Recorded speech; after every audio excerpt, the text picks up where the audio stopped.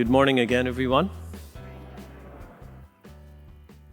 Last week, we moved the statue of St. Joseph that has been in the back hallway, presumably for over 50 years, into the Blessed Sacrament Chapel. And depending on where you're seated, you can see it. If you can't see it, you can see it on the screens. Those watching on live stream, you can see it on the screen. This is the statue that was in the church that used to be on the site, the church that was built in 1882. I've got a picture of it there. Big stone church. Do you know at that time it was the only Catholic parish in all of Dartmouth? All other parishes in Dartmouth came out of this one parish. And the place where you see the red arrow, guess what that's pointing to? The statue of St. Joseph in the old church. And as you can probably guess from this black and white picture, the statue was white. And as you can see, it's now black, as is the statue of our Blessed Mother, which is also from the 1882 church, the statue that's over on this side. So what happened?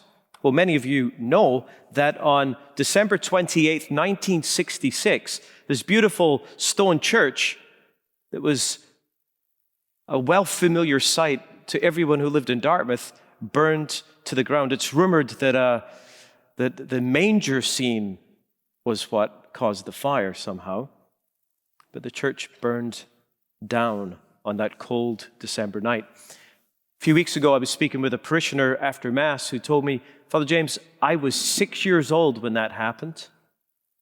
And I remember running down the hill, and I was standing beside Monsignor Murphy, who had tears pouring down his face as he watched this beautiful church burn. A few things were rescued from the church, two of which were the statues that we have in our church today. And of course, St. Joseph now returned here. And if you, after Mass, go check him out, you'll see that he didn't completely survive the flames. He's a little bit charred, some fire damage, and the statues were blackened by the smoke, so they just painted them black. Now, we brought St. Joseph from the back hallway back into the church because it was the year of St. Joseph, and we did it last week in time for the Feast of St. Joseph. But for me, there's something more important here, because this statue is a symbol of our past. It's a symbol of our heritage as a community of faith. And regardless of what community that you come from that made up the new parish of Our Lady of Guadalupe, whether you're from St. Anthony's or Immaculate Conception or St. Paul's or St. Peter's, this was a statue that was within the one parish of Dartmouth for almost 100 years. And so it has significance for all of us, and it tells us something very, very important. It reminds us that we're part of a bigger story. We're part of a story that is bigger than our own particular concerns or preferences, likes, dislikes, needs, or concerns. We're part of a bigger story, a story that stretches into the past. So, in addition to this change, this morning, I want to announce to you another change that's going to happen to our space. Are you interested? Well, we're going to wait until the end before I tell you, because I want to first of all set the context. And the context, of course, is the season of Lent and this preaching series that we've been doing. We're now in week 5 of this preaching series entitled Renewing Our Covenant. And at the heart of this preaching series is the distinction between covenant and contract, all the different ways that you can compare them. But I have to tell you, Father Rob said something amazing last week that I thought was the best explanation. He said, a covenant says, I am yours and you are mine, whereas a contract says, this is yours and this is mine. I thought that was brilliant. And that's the heart of the difference between the two. And the point is that throughout human history, God has made covenants with humanity. God has made a covenant, not a contract. And in the season of Lent, we heard about the different covenants. And the first Sunday of Lent, we heard about the covenant God made with Noah, and then the covenant God made with Abraham, and then the covenant God made with Moses, the covenant that God made with David. That was last week. And this morning, this weekend, we hear about the promise of a new covenant. A new covenant. Next week, as we enter Holy Week, we're going to see the fulfillment of that promise of a new covenant. We will celebrate the institution of the new covenant. But let's talk about this new covenant for a moment. What is distinctive about it? What is it that makes it new? Well, first of all, we hear from the prophet Jeremiah, chapter 31. That was our first reading this morning, and we hear that I will make a new covenant and I will put my law within them. I will write it on their hearts. You see, that's quite different, isn't it, from the covenant God made with Moses when the law was written on stone tablets or on a piece of parchment. You see, it's the difference between outside in and inside out. In one sense, the covenants that came before were on the outside, and the point was to try to get it into the inside. It didn't work so well. And we hear in the first reading that the covenants were constantly broken. People couldn't fulfill them. And so God is saying, I'm going to do something new. Rather than starting on the outside and trying to work into the inside, I'm going to put it inside of you. I'm going to do something totally new so that it can work from the inside and go out. The second thing that makes the new covenant so new is the fact that it's for all people. So let's just go back to that overview of Lent. Remember, the first week of Lent was the covenant God made with Noah. And if you remember that story, through Noah, God makes a covenant with all living creatures. That's a lot of creatures. All living creatures. And then the covenant God made with Abraham, it narrows down a little bit because it's to all of Abraham's descendants, and he will bless all nations. So all humanity will be blessed through the covenant God made with Abraham. And then the covenant God made with Moses was with the descendants of Israel, the grandson of Abraham. And so it's getting a little more narrow. We've gone from all creatures to all human beings to the 12 tribes of Israel. And then the covenant God made with David is just for the tribe of Judah, just one of those 12 tribes. And now Jesus comes to fulfill them all. He will be proclaimed next week on Palm Sunday as the Son of David, as the Messiah, as the Davidic king, the new king, and will fulfill all these other covenants. Jesus himself said this in the gospel today. Oh, my slides seem to have... they decide to work just as... let me see, I seem to be having difficulties here. Oh, my apologies. A little malfunction. So Jesus says, what is going on? Okay. Quick, someone say a Hail Mary. Jesus said, when I am lifted up from the earth, I will draw all people to myself. When I am lifted up from the earth, I will draw all people to myself. Context of today's gospel. It's John chapter 12. Jesus has actually just entered Jerusalem. And in John's gospel, Palm Sunday has already happened. This is actually right before the Last Supper. And the gospel today opened with us being told that some Greeks had come to see Jesus, some non-Jewish people. And they approached Philip. That was a good choice for Greeks. Philip was a very Greek name. The father of Alexander the Great was called Philip. So they approached Philip and said, we want to see Jesus. And they go to Jesus. Philip and Andrew go to Jesus. And Jesus says immediately, okay, this is it. This is the signal. Game on. It's about to happen. I'm going to be lifted up from the earth. And I will draw all people to myself. And that's what Jesus does, you see. He draws people to himself. And so what does this mean for us? What does it mean for us as a church, as individual believers called to renew our covenant? Well, one of the things it means, I believe, is that we as a parish will renew our covenant when we become a community that lifts Jesus up in our words and in our actions, so that he may draw all people to himself. So think about that. We're not called to draw people to Jesus. We're called to lift Jesus up. And Jesus can do that all by himself. See, sometimes we get this so wrong. We think that our job is to draw people to the church. Guess what? Most people are not drawn to the church. And so we advocate changing this and changing that so we can make the church more attractive. No, let's lift up Jesus. Let's lift up Jesus. And when people are drawn to Jesus, Jesus draws them to his church, because the church is his bride. You can't have one without the other. I mean, if I'm married and you're my friend and you don't like my wife, there's probably going to be a problem, right? Right?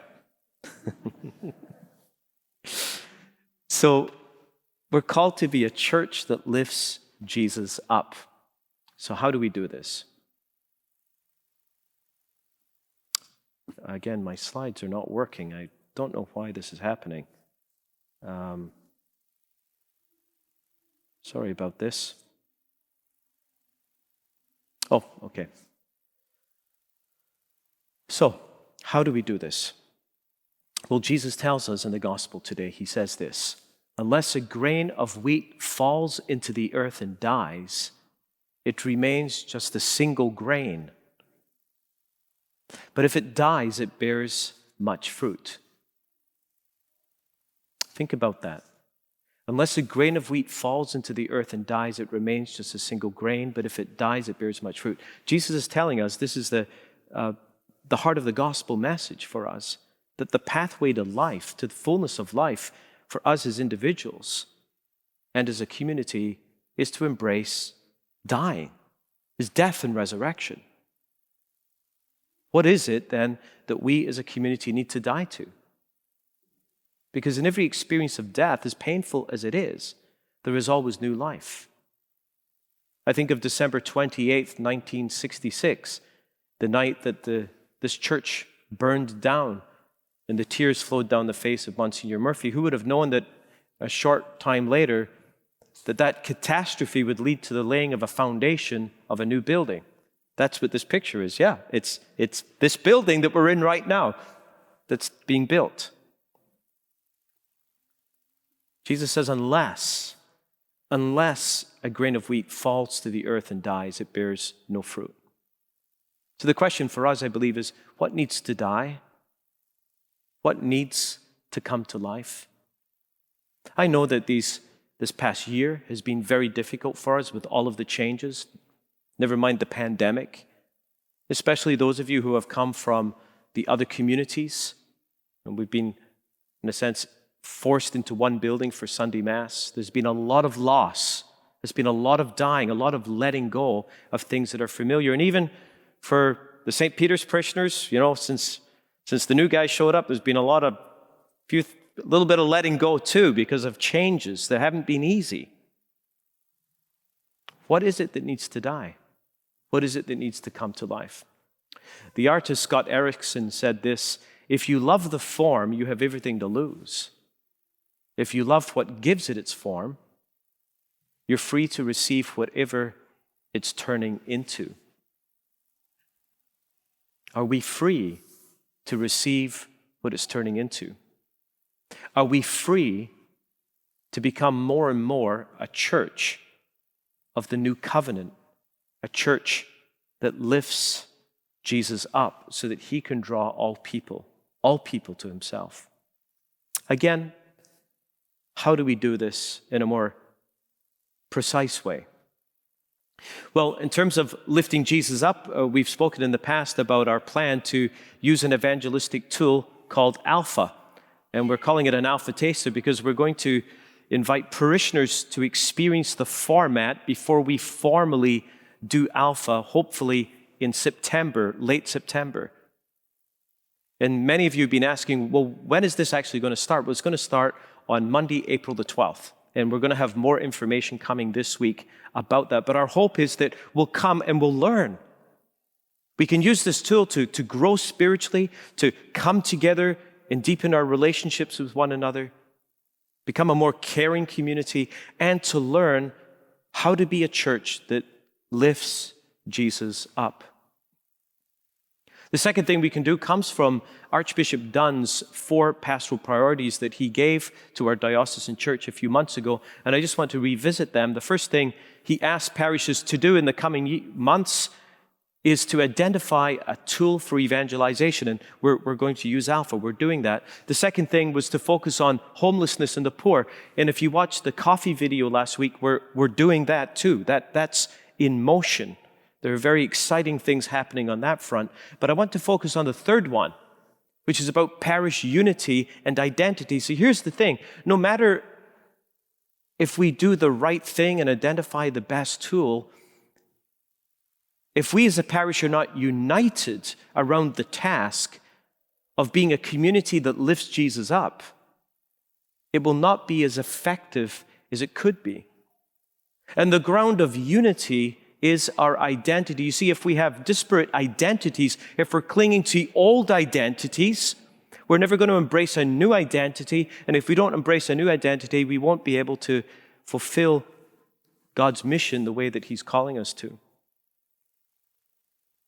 And so I think the Archbishop has been very wise in calling all parishes to unify around a new identity. And what does that mean for us? It means, yes, we need to double down on our efforts to become Our Lady of Guadalupe Parish and let go and die to the old identities, whether it's Immaculate Conception or St. Peter's or St. Paul's or St. Anthony's or St. Faustina, the Polish community.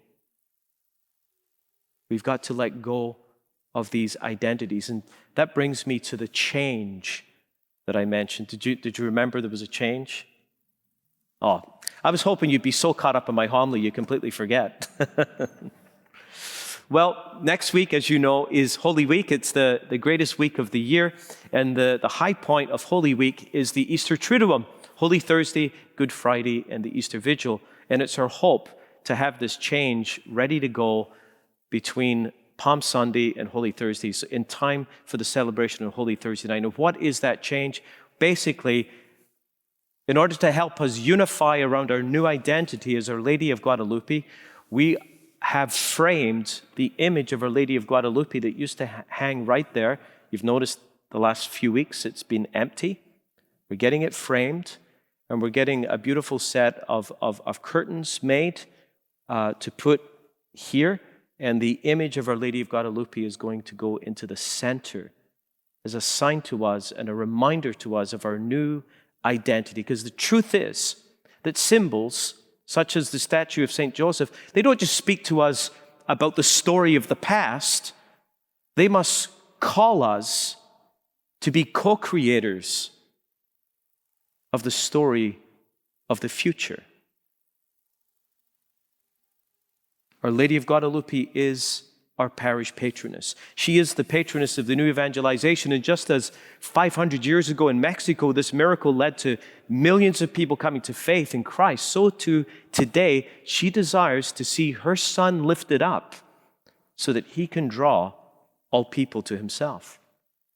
So may we as a community of faith gather around her during this Holy Week, so that we may respond to Jesus' invitation to fall into the earth and die, so that we may bear much fruit. Amen.